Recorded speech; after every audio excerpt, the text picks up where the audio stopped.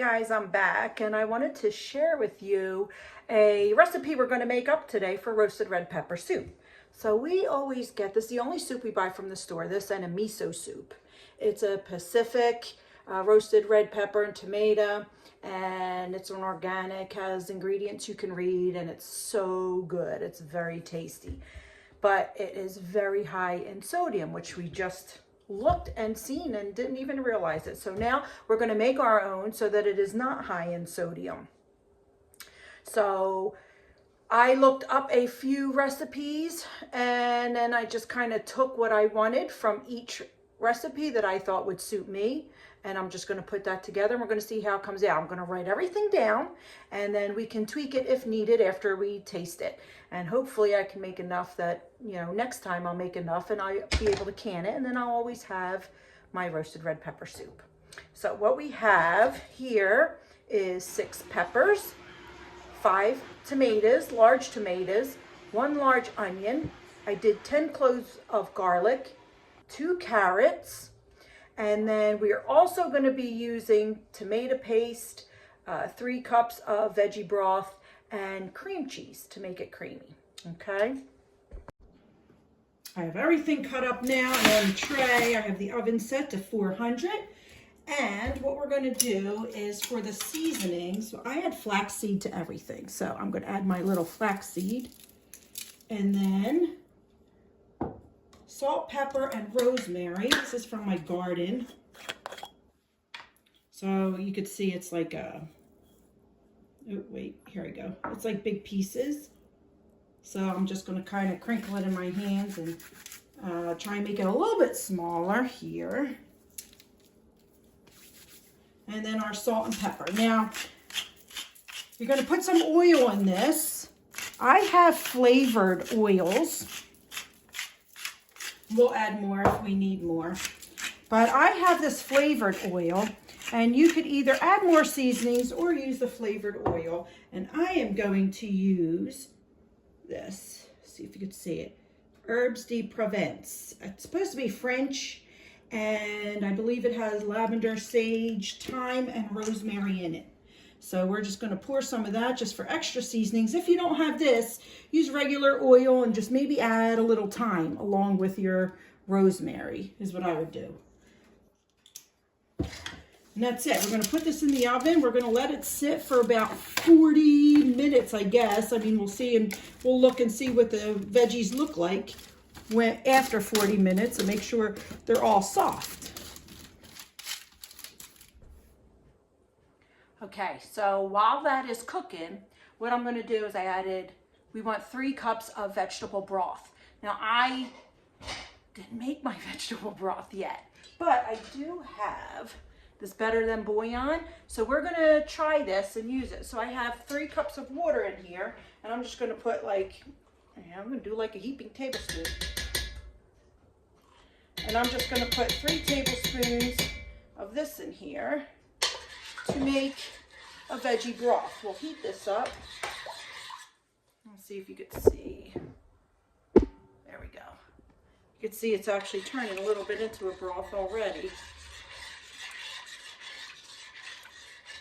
And as it gets hotter, it will. Now, get all the good bits out.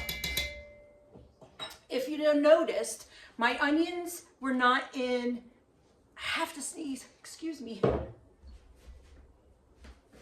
Never mind, false alarm. If you noticed, my onions were not in the vegetables that are going to get roasted, and that's because obviously, you know, onions don't take that long to roast, as long as, say, the peppers and the carrot. Pat's peeking. The peppers and the carrots and the stuff like that. So what I had already done is I just blend it up. Now, if you have a chopper, just chop your onions up and put them in here and, like, you know, get them to where they're translucent and stuff. And then when you grind all your vegetables up, you can grind it up in there. But I just kind of pre-did it. I have the smoothie maker thing, and it makes all my stuff when I have to grind it into a really nice, like smoothie-like. So I just put the onions in there so they're already smooth, and I'm going to put them in here so they'll just be cooking in with our broth. And I'm going to do it that way.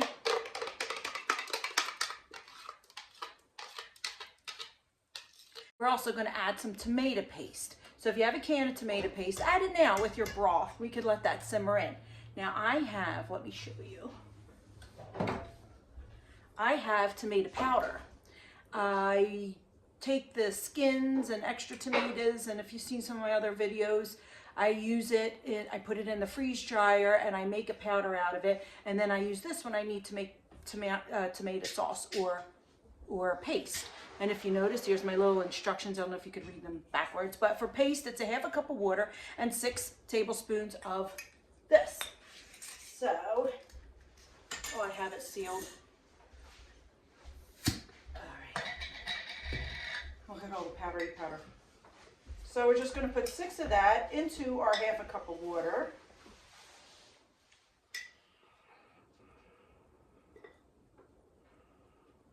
And wait till you guys see.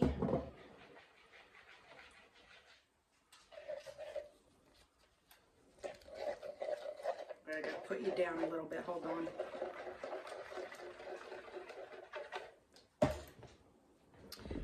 Let me bring you over. See if you can see that a little bit better. So you see how it's paste? I mean, it's a tomato paste.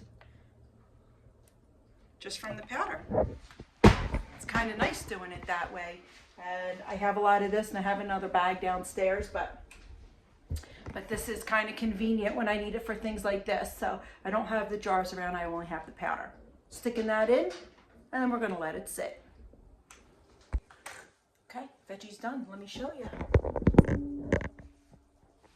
So they look good. They were cooking for, it was like 35 minutes, but everything's so super soft. So what I am going to do, we're gonna grind them. So if you have a hand immersion blender, you can use that. I'm gonna put it in my little thing here. Let me get a bigger spoon. And we're gonna try and get all the bits of oil and everything else in there too. I'll be adding them in there. Blend these up, and then we'll add them to our soup. Okay, this is our last one we have to grind up. We're gonna make sure we get all the oils, like I said, in there, and garlic and all the other good stuff. I'll tell you what, it smells delicious in here. And I had an explosion. I should wear an apron. I have an apron, and I didn't put it on.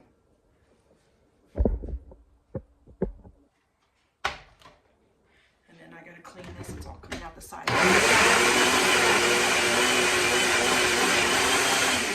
That's it. That's what I like to use. Just nice and quick and easy. Back over here, so we could stick it in our soup, and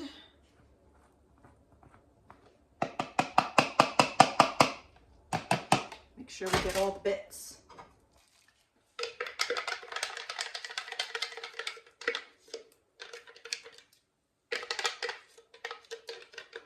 I'll get the rest of that out. So you can see our soup, it looks good. Let me see if I can bring you guys a little bit closer. I'm gonna stir it around. It does look good. It smells good. I had this on the stove here. My cream cheese. So it is pretty melty, like I said. I had it on the stove. So much so, look, it burnt the bottom because our stove is hot. So we'll leave that burnty part in there.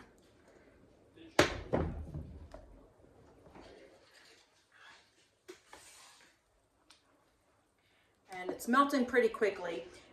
Obviously, if you don't have a wood stove, then just, stick it in your broth when your broth is cooking. You do it that way.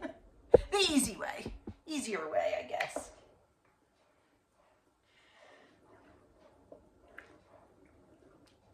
We're going to let the cheese melt a little bit more in here. I guess I could turn it on. That'll help.